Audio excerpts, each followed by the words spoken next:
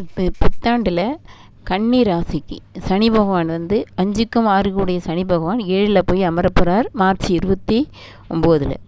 ஆனால் அந்த சனி வந்து 7ல் உட்காந்தா கண்டக சனி அப்படின்னு சொல்லுவாங்க பொதுவாக.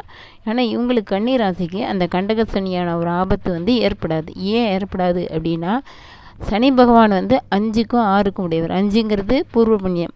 பூர்வ புண்ணியாதிபதி வந்து போய் எந்த இடத்துல அமர்ந்தாலும், 8ல் அமர்ந்தாலும், 7ல் அமர்ந்தாலும், 12ல் அமர்ந்தாலும் கெடு பலன்களை தரமாட்டார் அப்படிங்கிறது ஜோதிட சாஸ்திரம். அவர் 6க்கு உடையவரும் வராரு சனி பகவான். அதனால் அவங்களுக்கு வந்து பகைவர்கள் கூட நண்பராக மாறுவாங்க. அதனால் இந்த கண்டக சனியினால் எந்த பயமும் வேண்டாம் கன்னி ராசிகள்.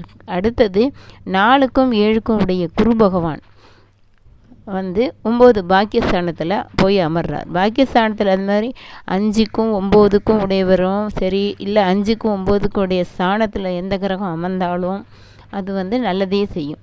அதனால் அங்கே குரு பகவான் 4க்கு 7க்கு உடைய குரு பகவான் 9 பாக்கியஸ்தானத்தில் போய் அமர்றதுனால எல்லா பாக்கியங்களும், அவர் குரு வந்து சுபகிரகம் ஆனதுனால எல்லா பாக்கியங்களையும் கொண்டு வந்து சேர்க்க போகிறார்.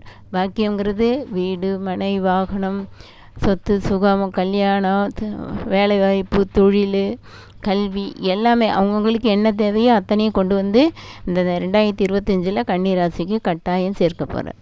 அதனால் கன்னி ராசிக்கு இந்த 2025 மிக யோகமான காலமாகும். அவங்களுக்கு வந்து எந்த பாதிப்பும் ஏற்படாது.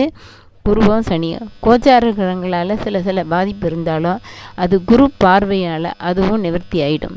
அதனால் கன்னி ராசிக்கு 2025 மிகப்பெரிய யோகங்களையும் வெற்றிகளையும் கொடுக்க போது இந்த 2025. சனி பகவான் ரொம்ப சாதகமான இடத்துல இருக்கணும். 7ல் இருந்தால் கண்டக சனின்னு பயம் இல்லை. ஏன்னா அவர் பூர்வ புண்ணியாதியாக இருக்கனால எந்த பயமும் இல்லை.